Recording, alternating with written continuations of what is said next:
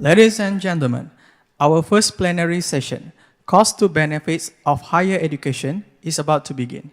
In this session, we will delve into the financial and environmental considerations surrounding higher education. We will explore the costs associated with pursuing a degree and weigh them against the numerous benefits it offers, from career opportunities to personal growth. Get ready for an enlightening discussion on the transformative power of education in building a more sustainable world. Please join me in welcoming our panelist speakers and moderators to the stage.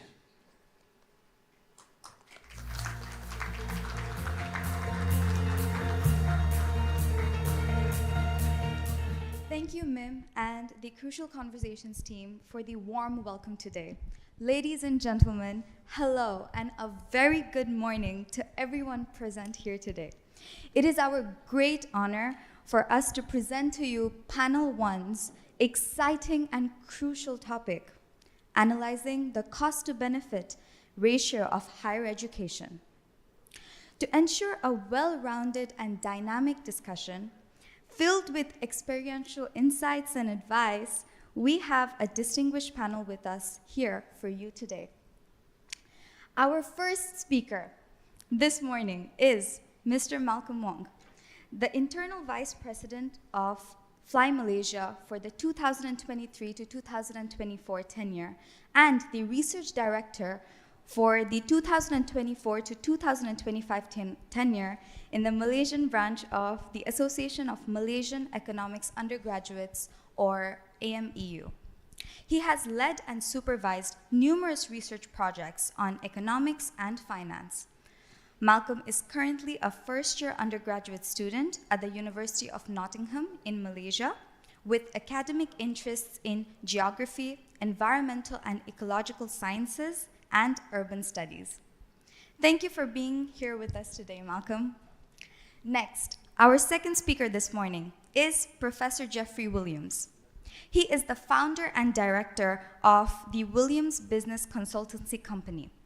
He served as a professor and provost at the Malaysia University of Science and Technology, or MUST, until April 2024, and is now a visiting fellow at University Malaya and Bank Negara Malaysia.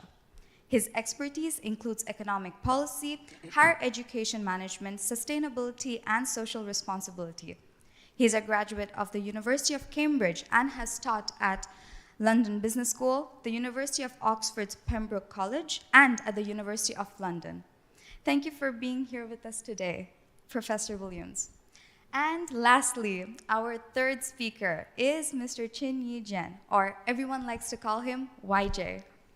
YJ is a recent economics graduate from the University of Malaya, currently working as an associate at KWAP or KWAP in the fixed income department. He is gaining comprehensive experience in investment analysis and portfolio management. YJ has also interned at IBM Consulting and Cyberview, contributing to financial analysis and ESG frameworks.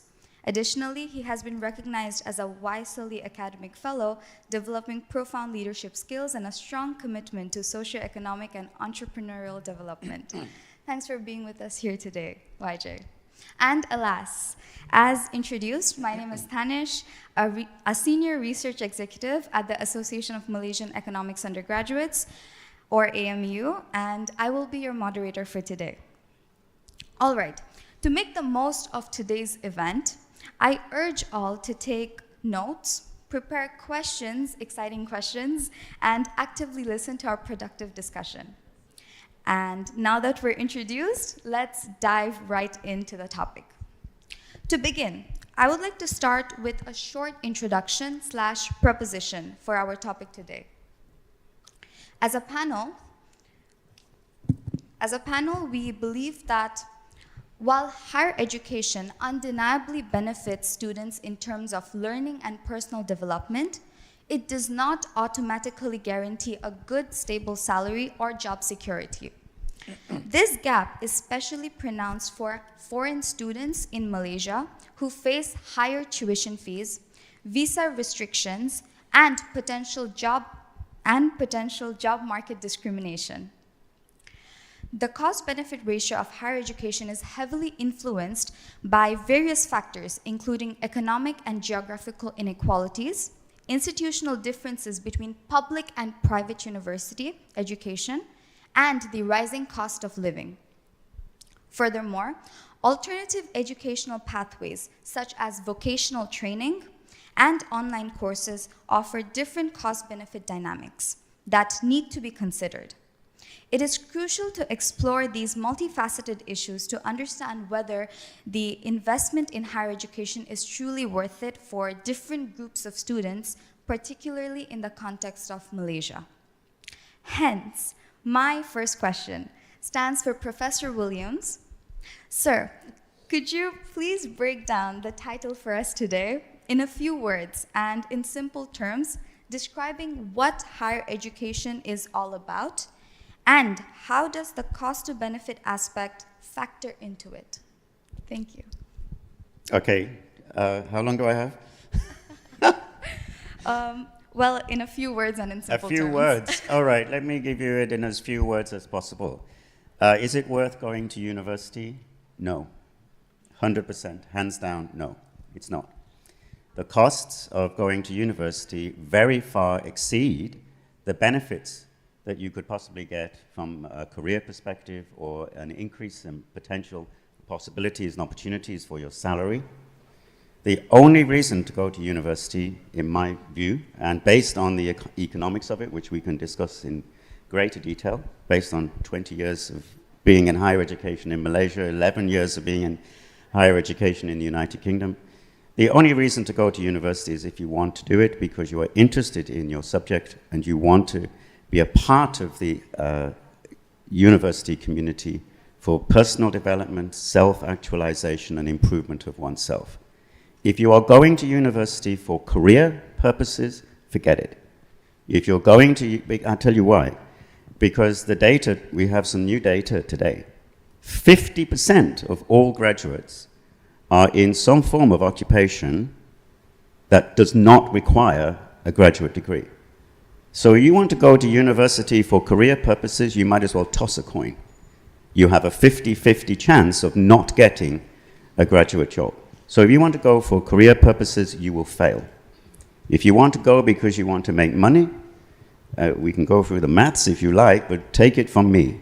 You will spend tens of thousands of ringgit and wind up in deep, deep debt, and you will never pay it off. Never. So if you want to go for financial reasons, forget it. Okay? If you want to go, like I went, to university, I didn't pay the tuition fees, I got a grant from the government, I went because I wanted to study economics. That's the only reason why you should go to university, because you want to do it. If you want to do anything else, you're better off not doing it. Coming from a Cambridge graduate and someone who has taught at Oxford and London Business School, everyone. All right, there is a lot into that. Definitely, student debt is definitely a very important issue, especially when we see in US education, when it is very commercialized, taking student loans. But yeah, thank you so much for the brief introduction. That was incredible. All right, so we shall move on to the first question that we have out of the 3 questions that is in front of us here today, which is, what determines university choice? And I have a question to all panelists here, which is, why did you choose to enroll in your university, and what was it like in your studies, social life, and extracurricular activities? We have heard a bit from Professor Williams. I would like to ask YJ and then Malcolm. Thank you.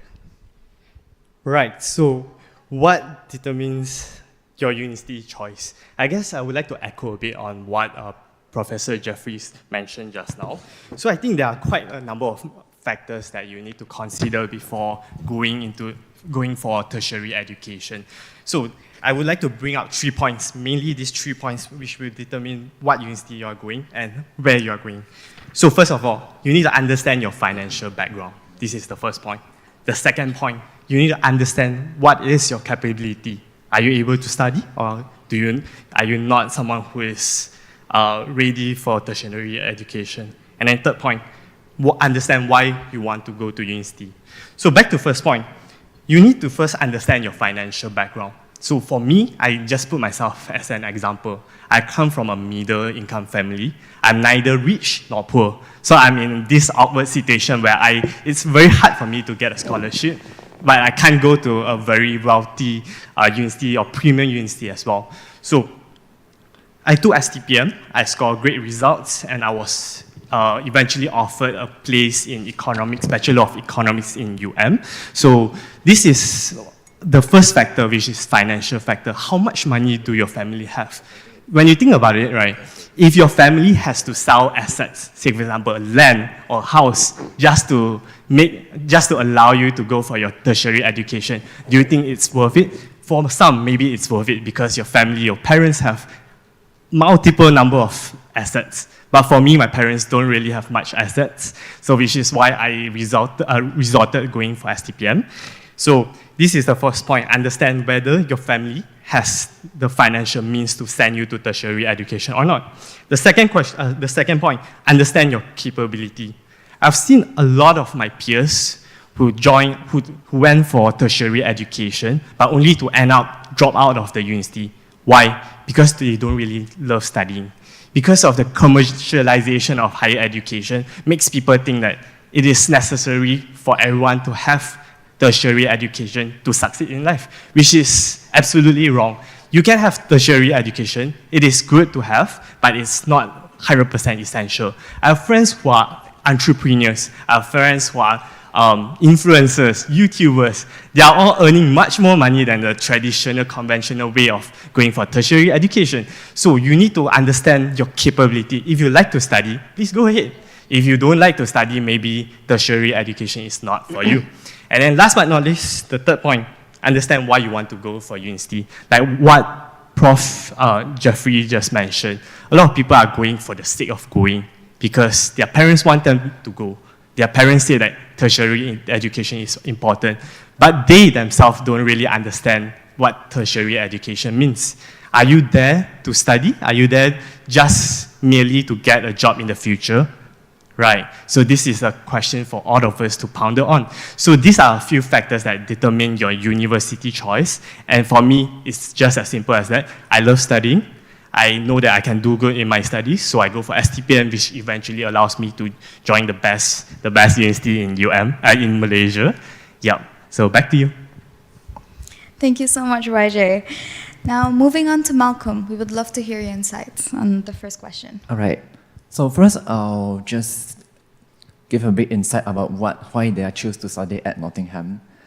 Well, first thing is obviously for the UK degree mainly, but once I got in, because I had the original mindset that having a UK degree in Malaysia equates better employment opportunities, that I would have greater access to education, to greater employers, and so on.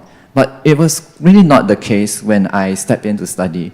It was mainly, as Professor Williams said, it's more educational than employment. Though Nottingham, I do admit Nottingham has some good employer relations, but the really crucial point is that the lecturers told me it's the point for university is studying. So although Professor Williams, it's quite provocative, I do tend to agree, because, okay, let me just contextualize higher education for a bit. Historically, higher education was meant to educate the aristocrats in Europe, which meant to rule the nation and all.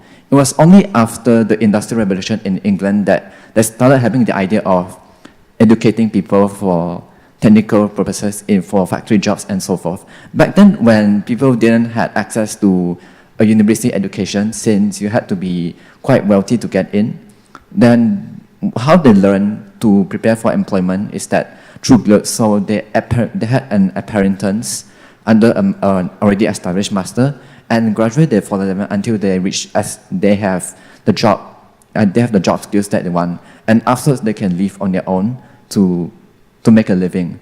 But somehow there's an interesting point is that we, at least in Asia, we equate university education, studying for exams, equals getting a better job, there's a significant gap between practice and theory. So why did this difference came to amount? Mainly, I think it's mainly because of the educational qualifications that once we study something, we will be able to master it. That was what our mindset was at that time. And I believe this is what most of my peers are considering at the moment. At least for my friend groups, they are studying economics and so forth because they have an interest in investment banking too. But what I got from them was that even though if you study economics for 3 to 4 years, once you step into the career market, let's say you're getting a graduate job, or for, let's say, an investment analyst, or as an investment banker, they said to me literally is that I didn't learn anything from school at all. So you can see that there's the mindset that education equals good career choice. And that's the misconception that we have today. For me, what I want to do was to learn how to study, how to expand my mindset and learning how to think. And I believe Dr. Williams have mentioned this before in our previous conversation that we're going to university is to learn how to think in a higher order. And only once you step out of your career into a career that you learn how to apply this higher thinking. It's not really a direct relationship, but it's mainly about how you process things, about how you analyze situations, and about how you establish a methodology of your own. But the thing is that we are not really informed to have this mindset. All we are taught to do is that we get a degree, study hard, go to jobs, and expect to perform well. For me, it's quite disappointing to see that my peers and maybe myself that in the past and maybe even now that we are expecting to have a stable career path once you graduate immediately. It's not quite straightforward, and we still have a lot of exploring to do. But what university choice is for me, it's maybe about getting to know people more about what they think and what their interests are, and getting some connections, and to explore what the world is like out there. And so university is not really final, it's mainly just a beginning for us, but it's not just the end. But and the careers are just starting, so that's what my university choice is. And I believe that some might share my ideas as well, some may not. But ultimately, it's up to a person. And as YJ said, it's your financial capabilities and as your ability to study. That's what I think is important. But I'll just conclude a bit for this question, that it's ultimately about what you want to do. And university, getting a higher education is just one of the mediums to do that, but it's not the only mediums, nor is it the only path. Thank you very much, Malcolm. I had a follow-up question based on YJ and Malcolm's answers. Firstly, and also hinting at what Professor Williams said at the beginning, which is a bachelor's degree is not sort of a requirement, or at least you don't really have to invest in it unless you know that you have a passion for learning. Correct me if I'm wrong. But out there in the job market, when we looked at sort of various positions, like for example, yesterday I was at a fair, which was a job market fair, and we do see that almost every job requires a bachelor's degree, and they mentioned the exact CGPA that they want as well. For example, if you want to intern at Bank Nagara, or if you want to get a job at Bank Nagara, I think they said that they would like to have a 3.0 GPA and a specific degree at around a specific field. So we do, let's say if someone does have that passion and they would sort of like to start off out there, they would need to sort of get a job first to sort of realize where their passion lies or what are they truly passionate about, and then later figure out their mission in life, perhaps. So based on this, what are your thoughts? This question is to anyone who would like to take it. Okay, can I just give you an indication of a form of employment which pays a great deal of money and doesn't require a degree? Yes, please, yes, go please. ahead. Being an entrepreneur. Most entrepreneurs, particularly most successful entrepreneurs, do not have degrees. But it's risky though. No, it isn't. It's not at all risky.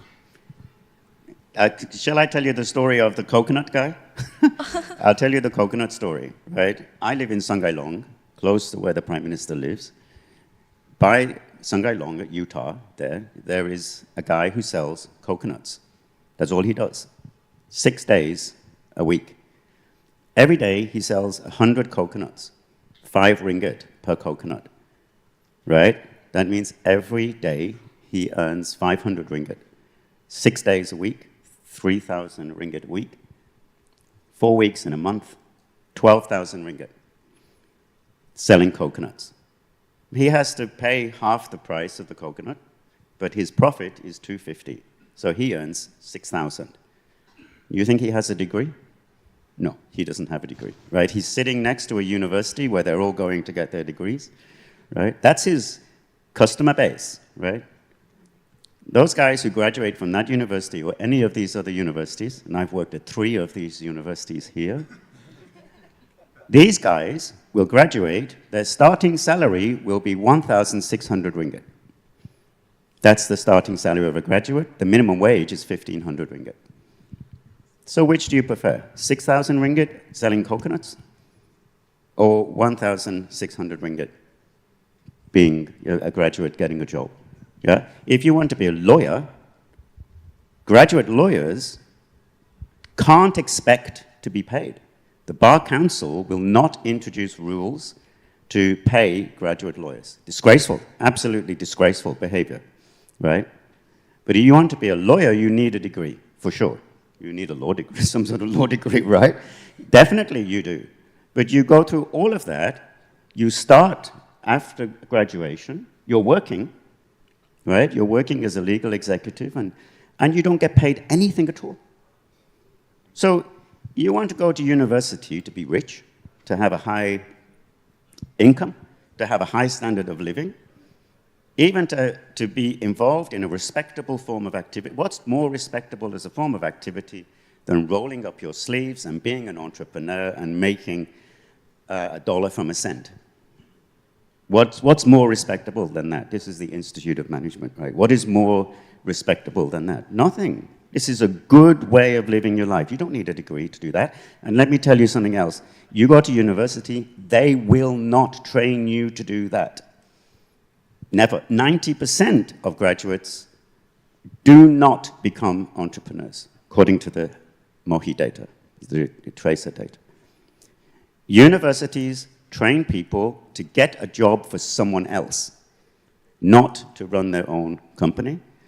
When they get the job with someone else, they get paid bad salaries on bad terms and conditions of employment until they give up. One way or another, right? That's the prospect that we give you. Why is it that academics at universities don't teach people to be entrepreneurs? Because we have never worked outside of a university. This is the truth of it. The only job I can genuinely teach you to do, genuinely and authentically, is to be an academic. I can teach you that. I can teach you to do research, I can teach you to teach, I can teach you to be a collegiate academic. I can't teach you to be an accountant. I can't teach you to be a lawyer. Most of them can't, because they've never done it, right? So why do you expect that you would go to university, be trained by these guys, and immediately get a job when these guys have never had a job outside of the university, yeah? And how much do these guys get paid, these lecturers? How much do they get paid, right? Someone with a PhD will be paid 4,000 ringgit. Yes. Yes, they get paid 100 ringgit an hour to teach bachelor's degrees, 30 ringgit an hour to teach languages. This is what the academics are paid. How are they going to teach you to make money when they themselves can't make money? How are they going to do that? Right? This is why, and this is the big concern, and I was discussing it with a colleague of mine yesterday. I asked him this question: when did this change? When I went to university, when he went to university, we went to the same university as it happened, we had no conception of going to the university for purposes of vocation. By which I mean, we never went to university to get a job. That was never our intention. Never. Of course, we knew and expected we would always get a job. But we went because we knew when we graduated, we had the choice of any type of job that we would want to do. Yeah? And I was asking him the genuine question. When did we stop being educational institutions and working toward our vocation as academics and turn into skills training centers? When did that happen? We didn't know. But we both decided that that's where the universities are. They're not educational institutions in the way that they were when we went. This is how old I am. I'm getting You're so much better in the past, right? They're not that. They are upgraded skills training centers. So much so that the government tells us to create industry-ready graduates. We can't do that. How can we create industry-ready graduates with the type of technologies that are being used in industry when we don't have those technologies on the campus? We cannot do it. It's not possible, right? But the government tells us create industry-ready graduates. The employers say, you're not creating industry-ready graduates, right? But if the government said, create well-rounded thinking people with the capacity for critical analytical thought to engage positively to make the world a better place, yes, we can do that in spades. Hands down, we can do that. We can make that happen. That's what makes a university of excellence. We can do that. But if we're not given the space to do that, we can't do that. If I may add on. Go ahead. Right, there are so many informations given by Prof. Jeffrey. I guess I could only partially agree with what he mentioned. So take this coconut business as one of the example. Would you rather go for a short-term pleasure and then endure a long-term suffering? So think about it this way. Everyone can become a Grab driver. Everyone can sell coconut juice in front. But how many of them knows how to, what's their future career projection? Are you going to stay in this career as a coconut seller for the rest of your life? Are you going to become a Grab driver for the rest of your life? And then what's the increment, the salary increment in what you have in the future? So this is the first point. So what makes the difference of, what is the main difference between someone with a bachelor and someone without a bachelor is that I am a coconut seller. I can sell coconut. This is definitely can be done by everyone. So this is someone that without bachelor degree can do so. But if let's say I have a bachelor degree in science or nutrition, food or something, so anything lah. So if let's say I have a bachelor degree, I can make the coconut juice into a coconut ice cream. So this is a way to become innovative. You get skills from your education, you learn, and then you apply it in your real life. So this is what differs between someone with education, someone who is not educated. I'm not saying that definitely education can help you become a successful entrepreneur. There are a lot of factors, such as the environment, the people around you, whether you have the right networking, whether you get educated or not. So say for example, I studied economics back in university, and I'm right now on the pathway to become a portfolio manager in fixed income. So what makes me so interested in economics is definitely the process of studying in university. They taught me about Keynesian theory, real business cycles. All of this might not be applicable in real life, but they taught me the theory behind what is happening in the economy right now, how I can apply it to economy, and in the future, using those points that I've learned, make me who I am today, a portfolio manager, right? So, yeah. Becky. Thank you so much. Thank you, everyone. All right. As we're short of time, I'm going to move on to the next question, which is there a fundamental difference between local public and private universities? And what kind of support system does a good university have for its students? Perhaps we can start with Malcolm. Since I attended a private university, I can only speak on behalf of private universities, particularly Nottingham's. And usually the expected things for private universities are career support, counseling, and basic accommodation. So everything you need to survive, like food, accommodation, and everything that you could possibly need in the future, like having future careers or graduate employment or graduate employments at all. So these are the basic services that are provided. And of course, the quality matters.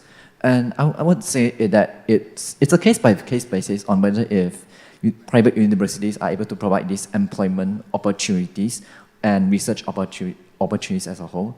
But as established earlier by Professor Williams, and personally I have to disagree with YJ here, sorry, is that we often mix careers preparability and education preparedness here.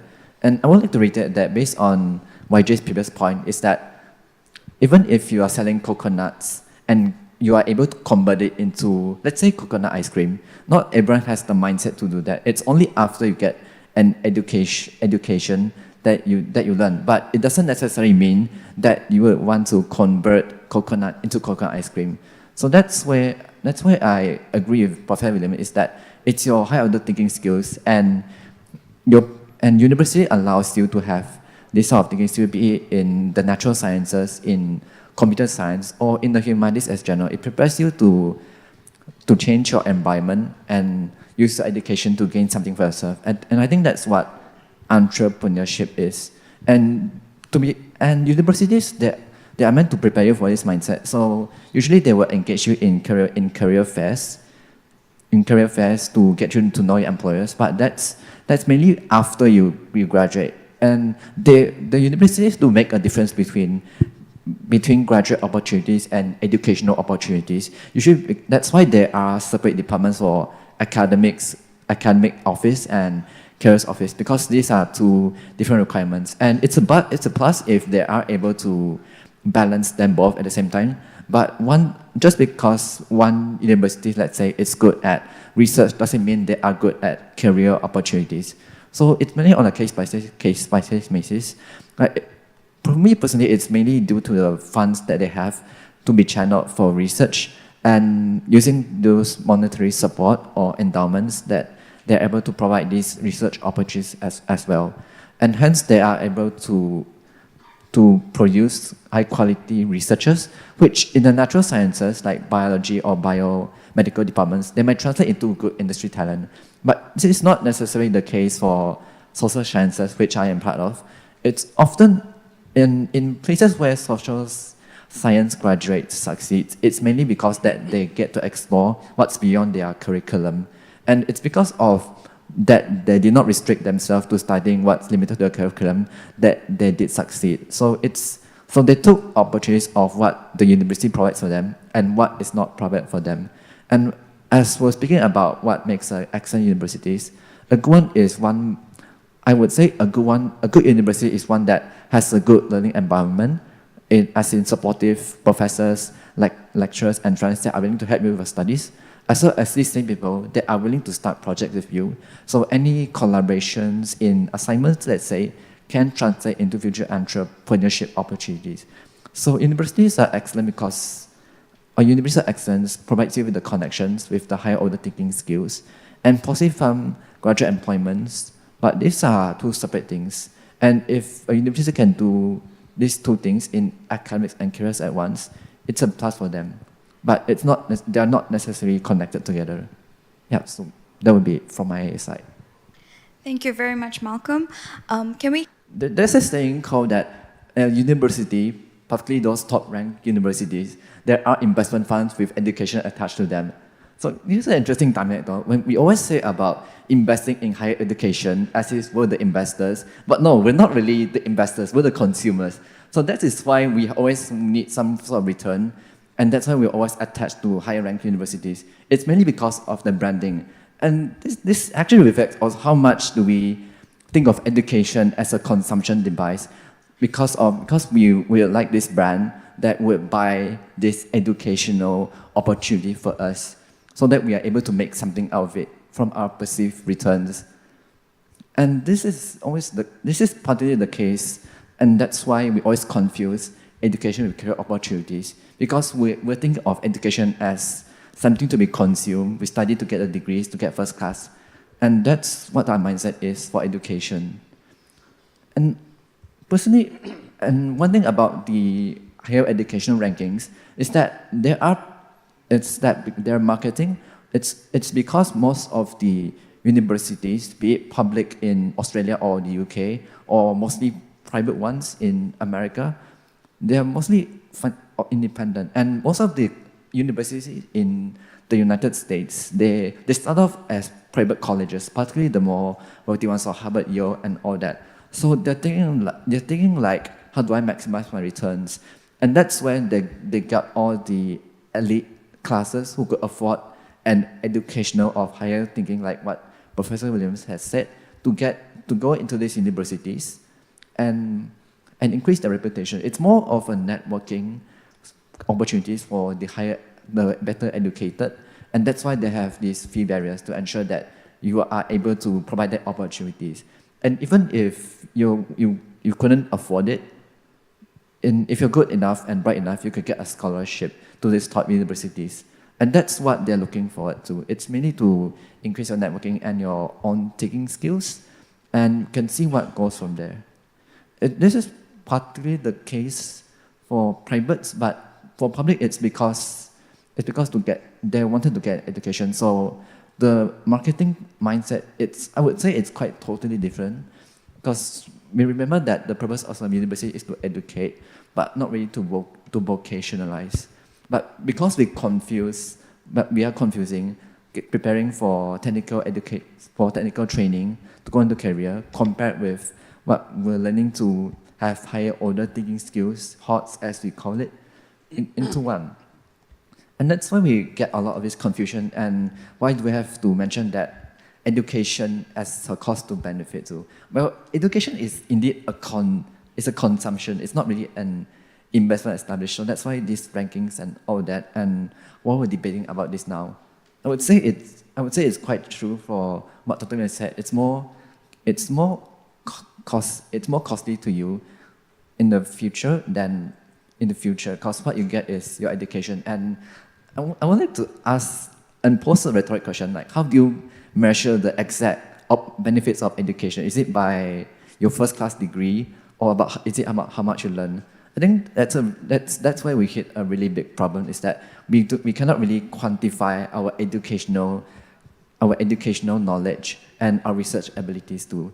And hence I think that's the reason why we're focusing on marketing universities as a brand, that once you go into these universities, you get to graduate as into these top companies like JP Morgan and all that, and that's where they could be counted. It should be noted that they don't really count whether they are able to perform well at the job or not. It's mainly because they got access to these connections, because these companies, they often do recruiting at those top universities, especially in the US, UK, and in Malaysia as a whole. So you have this career fairs and all that. And that's why I think we should clarify too. Thank you very much, Malcolm. At the end, you have mentioned something very important, where you said that the top universities, they have the career fests, and then can we sort of conclude that that sort of puts the other uni students at a disadvantage, given that the top unis are doing that for their students? Or I would like to hear a little bit more about that, perhaps from someone else, or Malcolm, if you want to continue on that. I think I'll put a few sentences on it. I think the reason why career fairs, well, the top programs, the top graduate programs like BNM, Kasana, CIMB, and all, they're mainly recruiting from top universities. It's because these students are in top universities because they have proven their ability to think independently and to have problem-solving skills. And I believe that the career fair you went to was Graduan.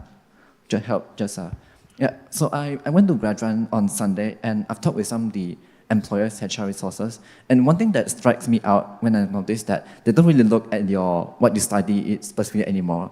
So back in Negara, Malaysia, they don't really care if you study economics or finance and all that. What they're looking for is your passion, whether if you wanted to contribute something to the nation, like nation building, or whether you're just passionate about investment banking and you're willing to learn and you have the ability to be resilient, have high stress and time management skills and all that, all those soft transferable skills that you can get anywhere, and that's why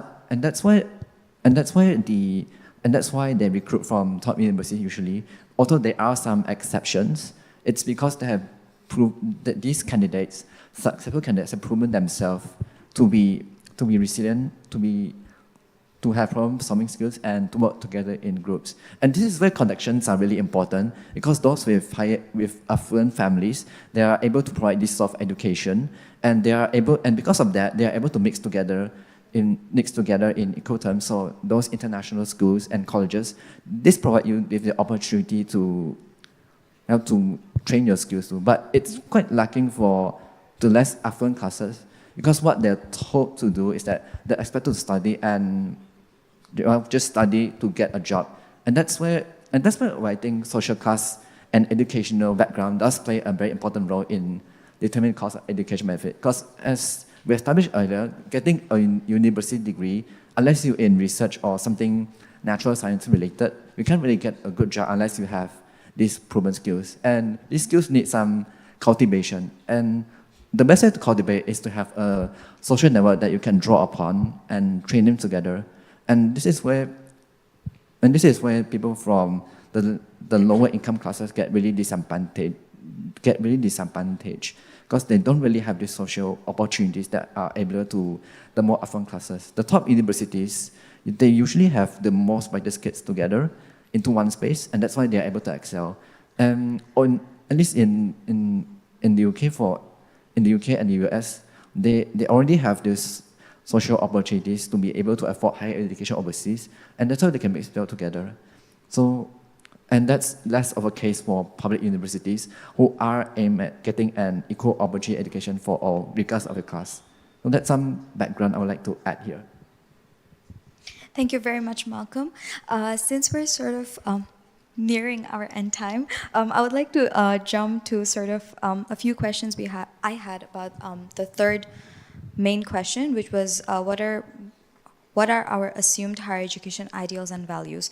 So a sub-question I sort of had was, what values in higher education should we consider in implementing institutions and charting our own higher education journey? As we have heard so far about the rankings and the marketing and how it can be bought, and the fact that international students are sort of their money is sort of used for that purpose, in a sense. So with that, I would say that my belief system has sort of shaken a little bit about the universities in general. So moving forward, because I don't think universities are going away anywhere. So everyone will sort of, I feel like educational inequality, we're working towards that. So everyone will sort of get into it. So moving forward, in terms of this, what values should we consider in charting our own journey? Perhaps, YJ, could you give some insights, please? Right. So what values in higher education should we consider implementing in institution or charting in our own journey in higher education? So again, I like to go on with 3 points as usual. So the first point is the student empowerment. I've talked a bit just now, so I'm not going to re-mention it. The second one would be the diversity and inclusion. So what exactly when I say, what do I mean when I say diversity and inclusion is that we want to create a diverse and inclusive learning environment that fosters respect for each and every single culture that is in the university. So I come from a vernacular school, which understandably I'm a Chinese.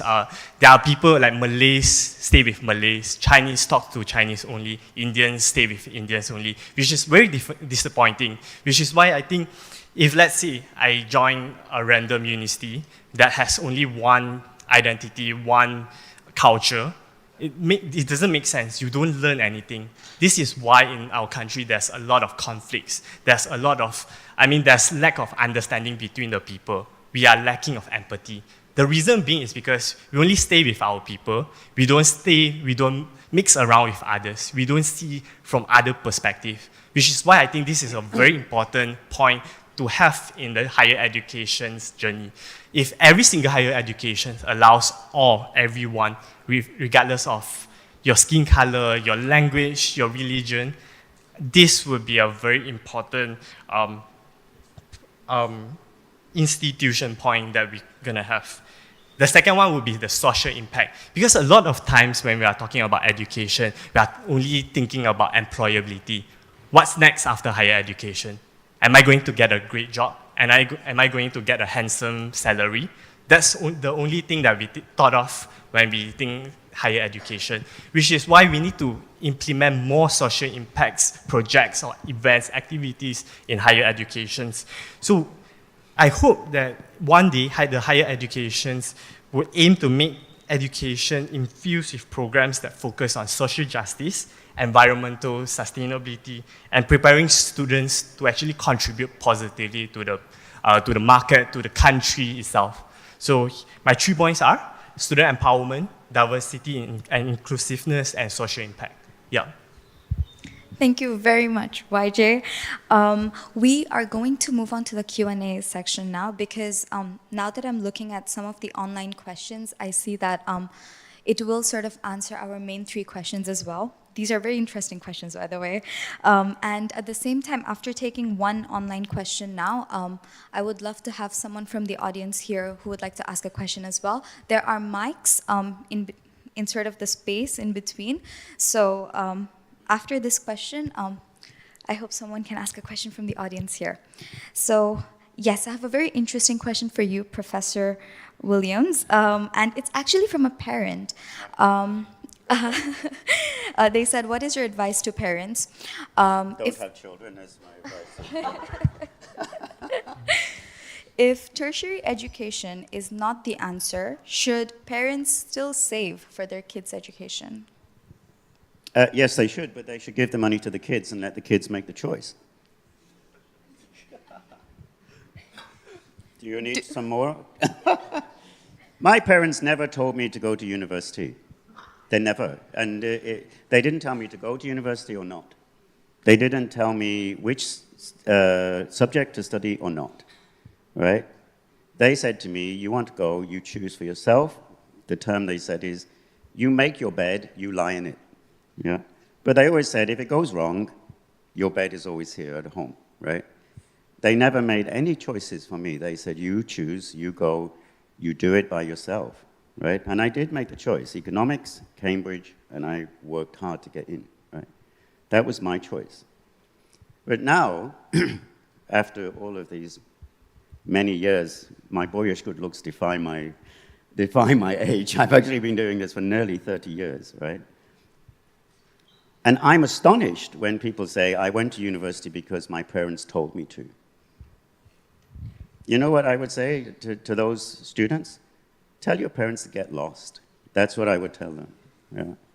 Or they said, I choose accountancy because my parents said accountancy is, well, let me tell you this. You want to be an accountant? You will start a job on basically nothing. You will get a very, very low salary, and you will work very, very hard in an accountancy firm and over a chicken rice store before you get anywhere close. You will not make money out of accountancy. You won't. There are too many accountants, right? So you don't ask your parents to choose your subject. You choose your subject. And how do you choose your subject? You choose the subject that you love to do. Because if you have no passion for that subject, you're going to eventually, like you were mentioning, drop out, or you're going to do badly, or you're going to be miserable. You're going to be miserable for 4 years. And you're going to not have a good experience in your university. What you should be doing in a university is be a different person when you come out to when you went in, and you should be positively different. I mean, you should be a better person, more positive coming out. But unfortunately, because so many, this is for the parent, right? This is my advice to the parent. So many parents are sending their children to university when the children genuinely don't want to go. They are sending their children to read subjects that their kids absolutely do not want to study. The kids are spending 4 years, their entire hopes and dreams are being crushed out of them. So that when they graduate, they are a different person, but they're not a better person. So my advice to the parent, let your kids choose. Sorry, that was longer than usual. No worries. Thank you so much for the insights. And yes, Thank you so much. Please introduce yourself and do tell us who you would like to ask the question directly to. Thank you. So my name is Professor David Goodwin, and I'm the Dean of the University of Nottingham Business School here in Malaysia. Hi, Malcolm. So we're one of the supporting partners whose logo is listed up above. So I thought I'd better stand up and have a bit of a right of reply to some of the things that have been said here, which I disagree with. So firstly, a couple of apologies. Malcolm, I apologise if your educational experience over the last year hasn't been everything you'd hoped for, and we're going to work with you to do something about that, right? Because I think it's very obvious the incredible potential you have from the extracurricular involvements that you have that were mentioned during the time that you were introduced, and also from your very presence on this panel, right? Fantastic. So you're the sort of student who has enormous potential and who we want to work closely with. And if there are opportunities and elements that we can make available to help you to achieve your dreams, we need to get better at giving you access to those, okay? Okay. Thank you. Now, my second apology is to Professor Williams, because I'm sorry if your educational experience in the latter years of your involvement with universities has been pretty dissatisfying, as it obviously seems to be the case. I disagree with some of the blanket positions that you've put across, which essentially boil down to university being a waste of time and money. So I think this is something about which it's good to have a discussion and a debate, but there are genuine differing perspectives on this, and I would have a different perspective. So I want to make that clear to the people in the room who might have been listening to this with concern, to the parents and others online who might also be very concerned by this. Economics, of course, is a discipline that uses a lot of aggregate data to make conclusions, but what we're talking about here is individuals. So individuals, if they can access opportunities through things that universities present, can obviously enhance their career opportunities and their future prospects. I have, just to personalise this, I have two sons back in Australia. One's 31 years old. He has studied medicine at university. He's now a gastroenterologist. And I don't think there would be any doubt that the career that he's pursued, the opportunities that he's been able to tap into are not A, fantastic opportunities, and B, that they would not have been possible if he hadn't gone to university to pursue that career path. My second son, when he's 28, when he finished his, actually in the process of finishing off his secondary school years, he rejected the idea of going to university. So he would very much agree with some of the things that have been said here, or at least he would have agreed with them 10 years ago. He's now completing an apprenticeship as a spray painter in a panel beating business. And one of the reasons why he wanted to do something like that was because he didn't want to incur student debt. And he thought everybody who went to university and incurred student debt was an idiot. Okay, but he's got to a particular outcome at the moment with his career. He's probably finding elements of that dissatisfying. He's wondering about whether he made a right choice, but choices were made, okay? So that's what everybody here will do. They'll make their choices.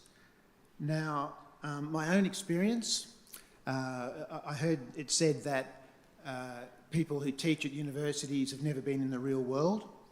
I had 25 years in industry and in the legal profession before I became an academic 10 years ago, and I bring that to our university. There are others who also have a lot of industry experience.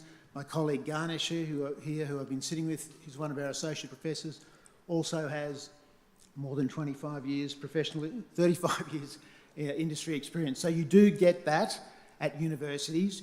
Okay, it's interspersed with a lot of teachers who have been purely academics, but if you look, you can find people with real-world expertise who can really coach you. And in my educational journey, I'm hopelessly overeducated. I think I've got 5 different qualifications. I did a law degree, I did a postgraduate law qualification, I did an MBA, I did a PhD in law, and I've also done a professional arbitration qualification. all of those degrees have greatly assisted me in developing my career and in pursuing my dreams. But it was the combination of my aspirations, my motivations, and those educational opportunities that unlocked the career that I've been able to have. And I'm very happy now in this last decade of my career to be working in the university sector. My point is that some of the things that have been said are highly contestable, and if some may sympathise and empathise with some of the points that have been made, there's also other counterpoints that you might want to tap into. And the point was made that entrepreneurship is not risky. That seems to be, well, that's certainly something I wouldn't agree with. I teach entrepreneurship. Last week, I was at our university at its Nottingham, UK campus, spending time at our university's Institute of Innovation and Entrepreneurship, which has done a fantastic job of mentoring students into startups. That's something we're looking to do in Malaysia here in the near future. I've been in my role 1 year now, and we're looking to take the next steps and do a whole lot of these additional things. Finally, rankings and accreditations. A lot of disparaging comments were made about rankings in particular. The ranking system and the accreditation systems are an ecosystem that universities operate within. There are elements of them that are about making the case to be ranked above others, but there are also learnings and disciplines that come from, in particular, the accreditations, where to be fully accredited with prestigious organisations, you need to satisfy requirement A, B, C, D. We work to understand those requirements and to make improvements on our programs constantly. So I don't really have a question. I have a counterpoint. I wanted to clarify that and say that there are multiple perspectives available. Thank you.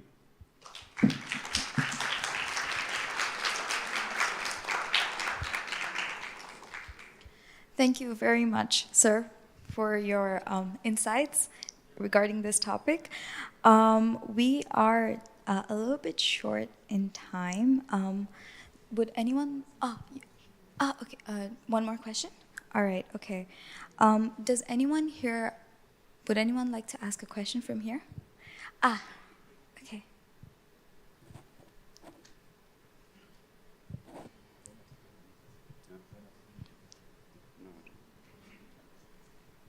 Hello. Hello, hi. Good morning, everyone. First, my name is Yusra. I'm from Yemen, and I'm studying in City University. I'm actually studying media or mass communication media, so it's away from business, and I'm 100% interested in business. But actually, I like to interact with others and learn from everyone. My questions is simple because I don't want to make it complicated, but I believe university, from my experience, was wonderful. I've been studying in Yemen for 2 years, English language, and university opened for me a big door just because I was sharing or active more with the university. I had the chance, after winning an acting competition, to work in a radio station. I used to work there acting, voice acting, and also a hoster there. So this is just because of my university. That's a big door for me, and that's what made me find myself that I'm interested in media. And now, finally, my dream comes true. I'm studying media in Malaysia here. Like, that's really wonderful. And my simple question is, if I decided not to study university, what the knowledge I have to get and know in general? I think that you are the example that I'm trying to present, right? Okay. You present to me as somebody who went to a great university. City University is a great university. I love it. I really love it. It's cool. That in Ida is wonderful. Dr. Rose, it's just a cool place. You're going to a cool place doing a fantastic program in communications, and it's clear that you love it. Yes. It's clear. And it's also clear that you're benefiting a lot because you communicated perfectly everything that it is that you wanted to say. You are exactly the type of person who is benefiting from going to a university because you're going there for the right reasons. Yes. For the right reasons. That's how it should be. And that's where the value comes from. Now, for sure, also afterwards, you will get a great job. Yeah? It might not pay a lot to begin with, but you will get it might in the end, who knows? You will get a great job. You will have great opportunities working so many different media outlets in Malaysia, all of whom are really cool. BFM's really cool, FMT really cool, TV Tiga really cool, right? You can go to all of these places and you will really enjoy your life afterwards. And you know why?